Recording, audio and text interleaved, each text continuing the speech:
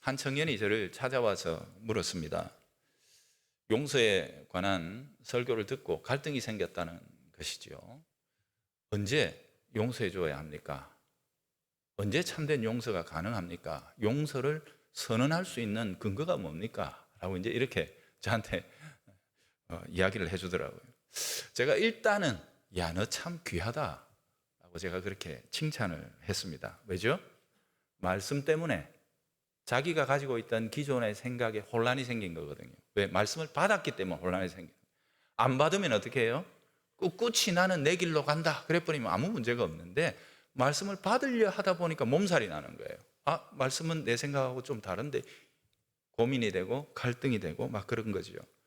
말씀이 그의 영혼에 불을 던지는 것입니다. 성령님께서는 그런 방식으로 우리를 일깨우실 때가 참 많습니다.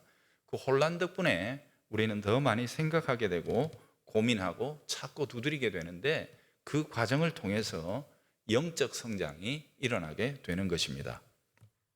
이 청년의 갈등은 다른 게 아닙니다. 언제 제가 용서의 선언을 할 수 있겠습니까? 하는 겁니다. 그가 겪었던 일이 있겠죠. 가해자가 전혀 가책도 없습니다. 뉘우침도 없고 사과도 없는데, 그럼에도 불구하고 나는 어쩔 수 없이 용서를 선언해야만 하는 것입니까? 이제 이렇게 묻는 거예요. 솔직히 그럴 때 어떻게 해야 됩니까, 여러분? 우리의 고민이기도 합니다. 참 부담이 되지요. 제가 일단 답을 드리고 또 해설을 하겠습니다. 진정한 뉘우침과 돌이킴, 그리고 적절한 변화가 있을 때 우리는 참된 온전한 용서가 가능하다라는 사실을 기억하셔야 합니다. 여기서 용서에 방점이 있는 게 아니고 어디에? 참된, 온전한, 여기에 방점이 있는 것을 생각하셔야 됩니다. 왜냐하면 지금 우리가 다루고자 하는 용서는 단지 어떤 일들을 없던 걸로 하자 하는 식으로 덮어두려고 하는 게 아니고 뭐예요? 너와 나 사이에 지금 악과 죄가 가리고 있는 이 모든 무너진 관계를 온전하게 회복시키자 하는데 초점이 있기 때문입니다. 이미 우리가 받은 피해나 어떤 그 상처 때문에 원한을 품지 않고 복수할 계획들을 다 꺾어버린다. 왜? 내가 더 큰 걸 용서받았으니. 이거 지난주에 이미 다 이야기한 거란 말이에요. 그러면 언제 우리의 관계가 온전하게 회복되었음을 선언할 수 있느냐? 이걸 이제 이 청년이 고민하고 있는 거거든요. 의도적으로 행한 일에서 타인에게 피해와 상처 등을 일으켜 놓고도 모른 채 하거나 혹은 아닌 채 하거나, 알려주어도 변명하고 묵살하고 아무런 반응이 없다면 여러분, 이것은 심각한 일이죠. 혹은 진심은 단 1도 느껴지지 않는 가식적인 사과도 애따 사과, 아, 그래 원하면 알았다 잘못했다 됐나? 이런 식으로 해버리는 경우, 이게 이제 이 청년에게 더 큰 상처가 돼버리는 거지요. 그 상황 자체를 아주 별것 아닌 것처럼, 남이 받은 상처를 정말 하찮은 것처럼 여기는 그의 태도 속에서 더 큰 상처를 받고 있는 것이거든요. 이는 자신의 악을 은폐하고자 하는 기만입니다. 기존에 행했던 악에 기만을 더해 더 큰 악을 만드는 것이죠. 그러니 이런 형편에서라면 어떻게 그 사람의 영혼의 회복과 교정이 일어나겠습니까? 그러니 우리가 함부로 우리의 임의를 따라 용서와 화해를 선언하면 안 된다는 거죠. 용서는요, 내 부담을 떨어버리려고 하는 것이 아니라 그 사람을 회복시켜 주려고 하는 또 다른 섬김입니다. 제가 늘 얘기하지만 예수 믿는 거 쉽지 않습니다. 아니요. 예수 믿는 거는 쉽죠. 근데 뭐가 어렵다 그랬어요? 잘 믿는 게 어렵다. 잘 믿으려면 예수님처럼 해야 되니까 이게 정말로 힘겹고 고통스러운 짐이라는 거죠. 근데 우리가 그런 자리로 초대받은 거거든요. 자, 어쨌든 그런 형편에서라면 우리는 기다리면서 기도해야 합니다. 나를 위해 기도해야 하고 그를 위해 기도하고 하나님께 이 모든 것을 의탁해야 하죠. 때로는 교회의 권위에 호소하는 것도 좋은 일입니다. 교회가 그 일에 하나님의 공적인 권위를 가지고 개입하도록 요청하는 것도 지혜로운 하나의 방편입니다.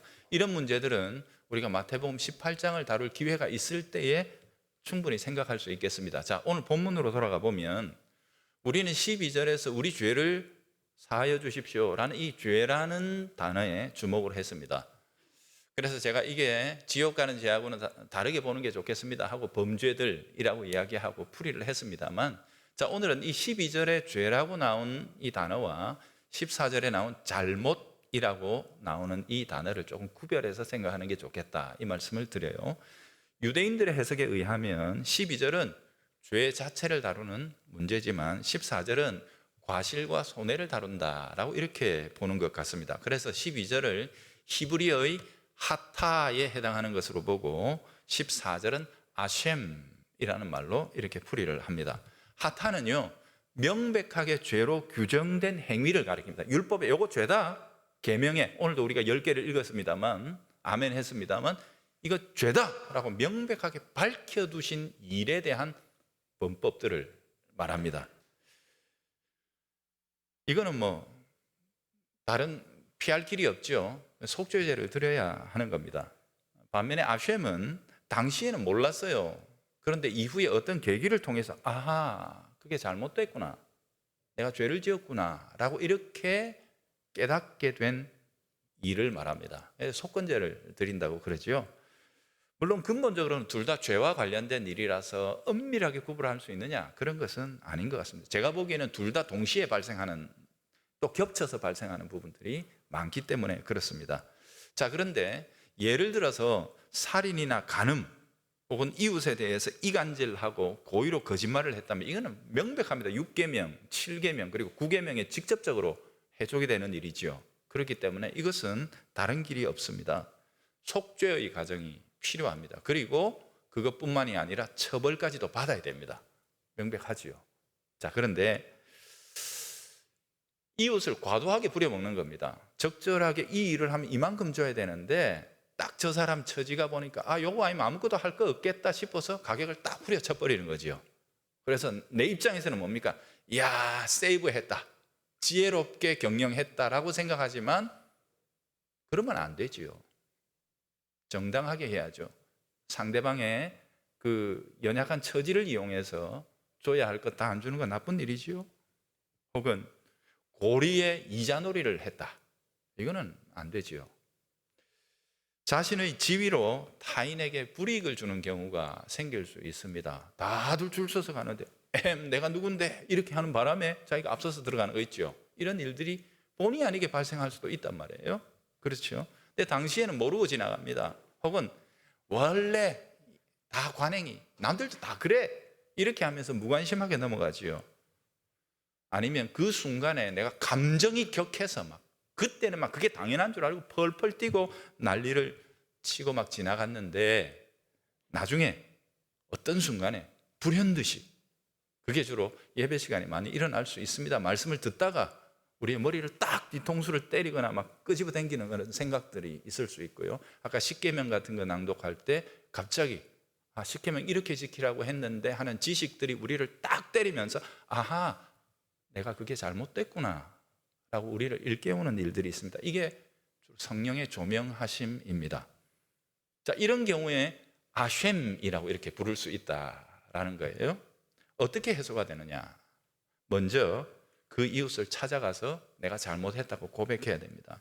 그리고 나서 적절하게 그가 입은 피해에 대하여 보상을 해야 합니다. 그런 다음 하나님께 나와서 자기를 위한 속건죄를 드린다라고 그렇게 이야기를 하죠.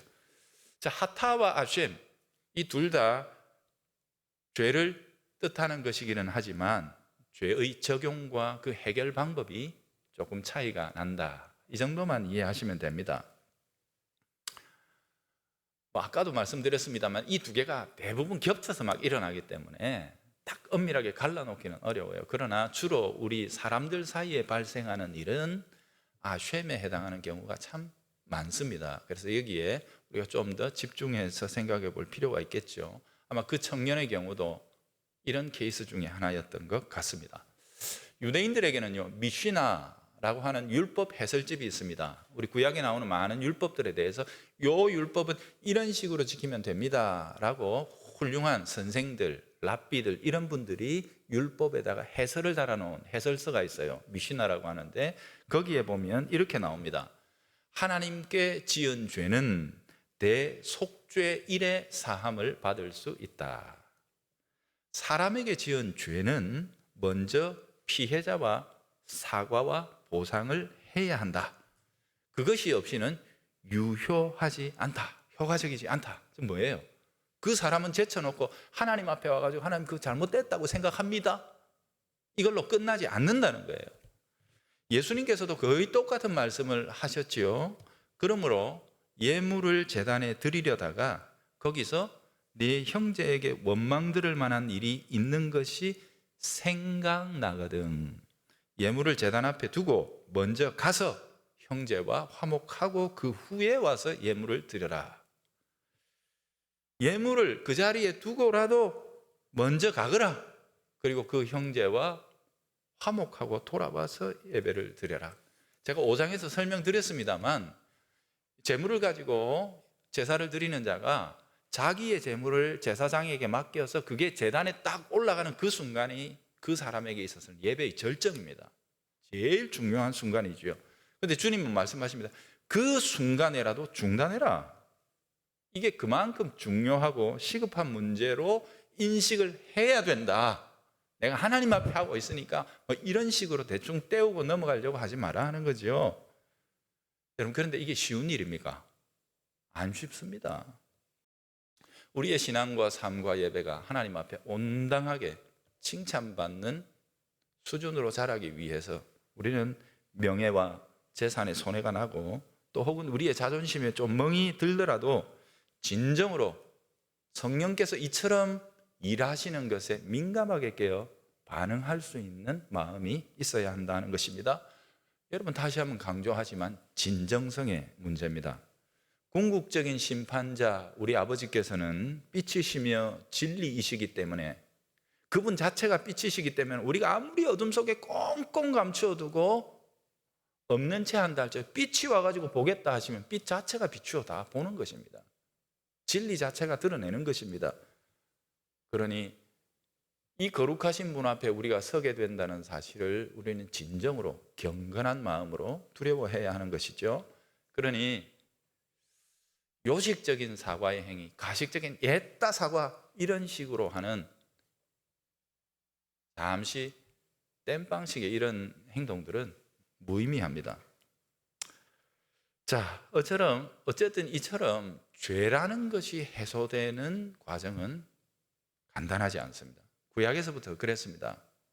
여러분, 유대인들은요 이것을 참 정확하게 파악했던 것 같습니다. 그래서 말씀드린 미시나에다가 이것을 분명하게 밝혀둔 것입니다. 하나님께 지은 죄는 대속죄일에 용서된다 했습니다. 여러분 보세요. 우리 사람끼리의 문제인 아셴의 문제도 해결하는데 이처럼 복잡하고 정말 철저한 진정성이 요구되잖아요. 근데 하나님께 지은 죄는 어떻게 한단 말입니까?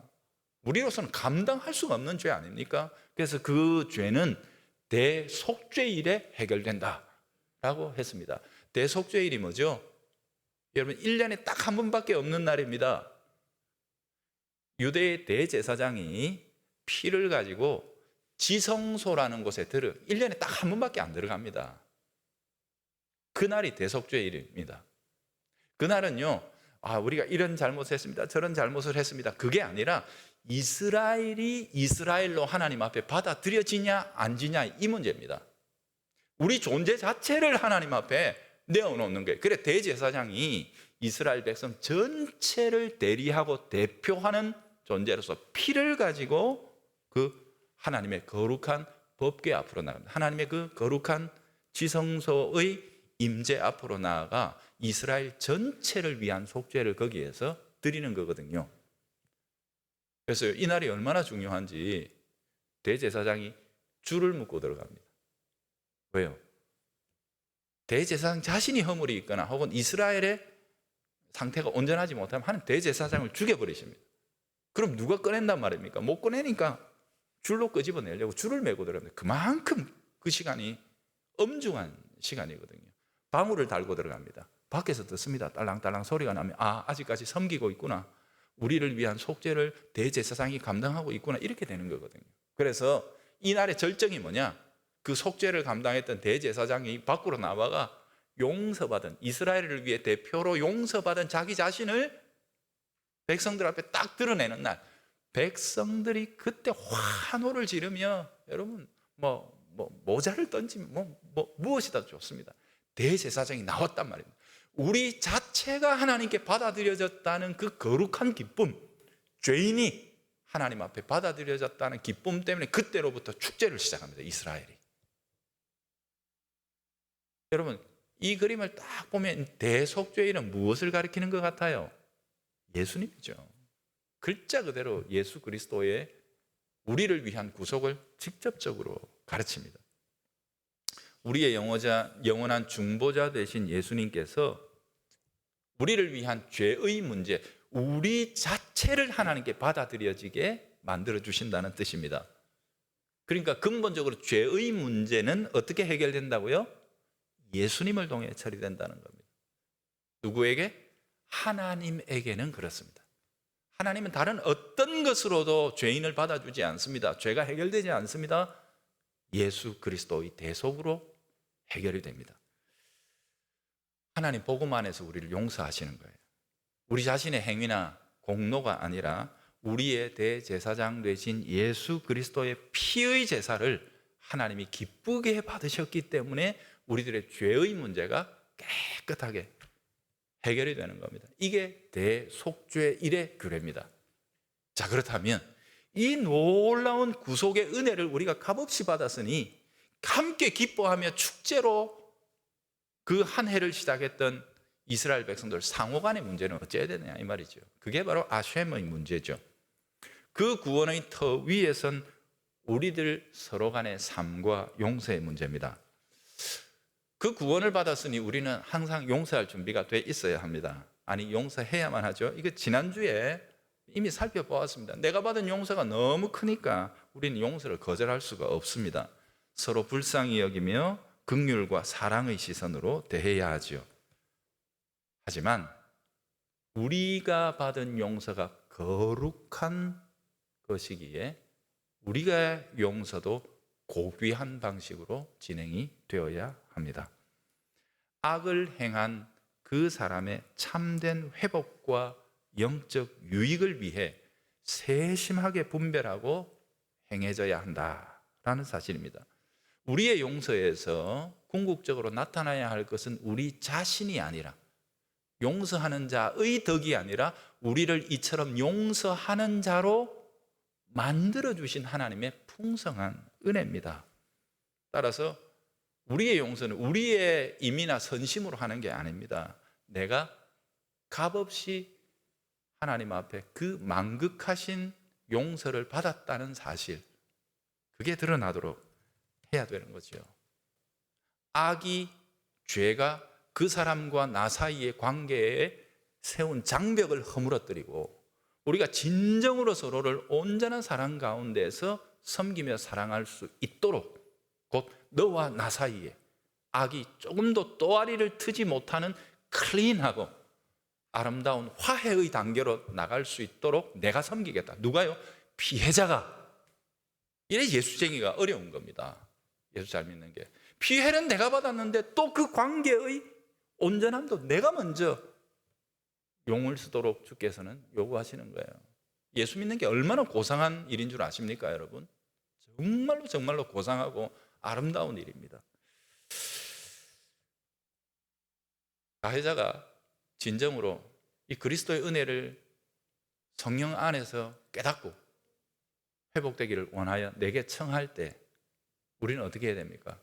진심으로 지체 없이 받아주어야 합니다. 성령이 그와 나 사이에서 일하고 계시다는 증거를 보일 때 우리는 70번씩 7번이라도 용서해 주어야 합니다. 여러분, 그래서 용서할 때는요, 그냥은 못합니다. 우리가 용서하기 위한 준비가 반드시 우리 가운데 필요합니다. 첫째는 분별력이지요. 이를 위해 기도해야 합니다. 영적으로 우리가 항상 깨어 있어야 해요. 성령님께서 그와 나 사이에 역사하고 계시는데 나는 관심이 없어. 나는 내가 받은 피해에만 막 집중을 해가지고 저걸 어떻게 물어줄까? 어떻게, 어떻게 갚아줘야 되나 이런 원한과 복수심에 매여 있으면 되겠습니까? 그런 강박한 마음을 거두어들이기 위해 우리는 기도해야 합니다. 그 상태에서 돌이키지 못하는 건 시험에 빠진 것입니다. 그 시험에 빠진 걸 정당하게 생각하죠. 내 상처받았어. 그러면서 어떻게 해요?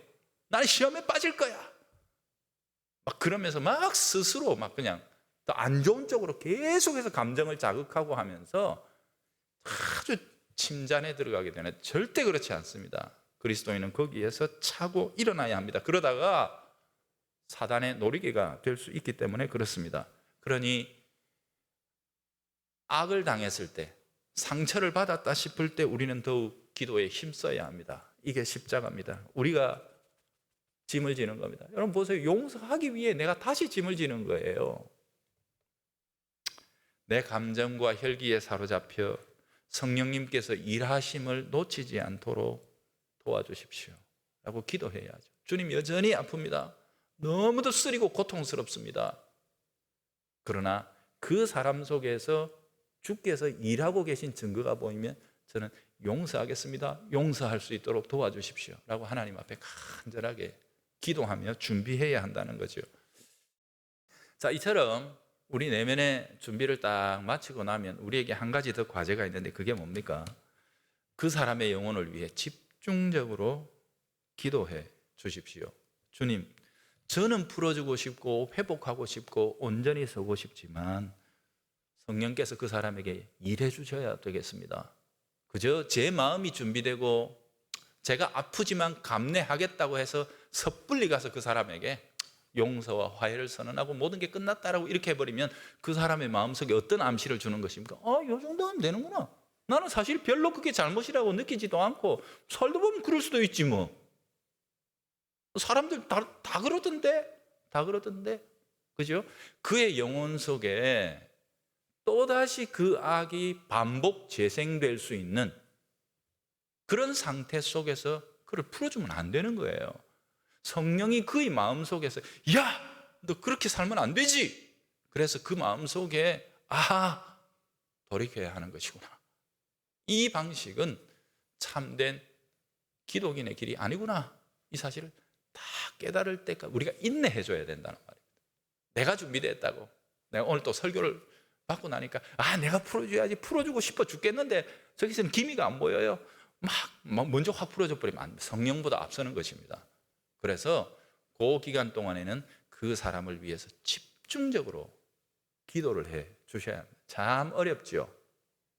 보면 그죠? 꿀밤을 한 대 확 때리고 싶은 사람을 위해 기도해 줘야 되는 거니까 그게 이제 우리들의 참 예수 믿는 재미이기도 하고 짐이기도 하고 그렇습니다. 여러분, 예수님께서요 성경에 보면 사마리아 여자나 혹은 삭개오라는 한 사람을 회복시키실 때 얼마나 세심하고 얼마나 조심스럽게 그 사람의 내면 속으로 접근해 들어가서 그를 변화시켜 나가는지를 보셔야 합니다. 주님은 문제 자체를 직접적으로 푹 하고 찌르지 않습니다. 천천히 그 사람을 위해 배려하시면서 분위기를 주도해 나가시면서 그렇게 회복시켜 나가시죠. 삭개오의 말을 제가 읽어드리며 설교를 매듭짓겠습니다. 삭개오가 서서 주께 여짜오되 주여 보시옵소서 내 소유의 절반을 가난한 자들에게 주겠사오며 만일 누구의 것을 속여 빼앗은 일이 있으면 이게 무슨 말이에요? 지금부터 내가 철저하게 찾아보겠습니다. 제가 분명히 속여서 빼앗은 게 있을 텐데 그게 드러나기라도 하면 제가 어떻게 하겠다고요? 4배를 갚겠습니다. 보통 2배가 율법의 명령인데요. 자기는 그 갑절이나 하겠다는 겁니다. 이 헌신이 나오는 겁니다. 예수님께서 이르시되 오늘 구원이 이 집에 이르렀으니 이 사람도 아브라함의 자손이로다. 구원은 이처럼 아름답고 온전한 것입니다. 우리의 이웃을 회복시켜 이 복된 구원의 길로 다시 함께 어깨동무하며 어우러져 가고자 하는 이 일에 우리는 예수님처럼 이런 신중하고 아름답고 부드럽고 온유한 섬김을 베풀 수 있어야 합니다. 이게 우리의 목표입니다. 그러니 용서해야 합니다. 쉬운 일 아닙니다. 예수님답게 용서하는 그 복되고 아름다운 수준으로 우리가 자라도록 우리가 기도하며 애를 쓸 수 있기를 바랍니다.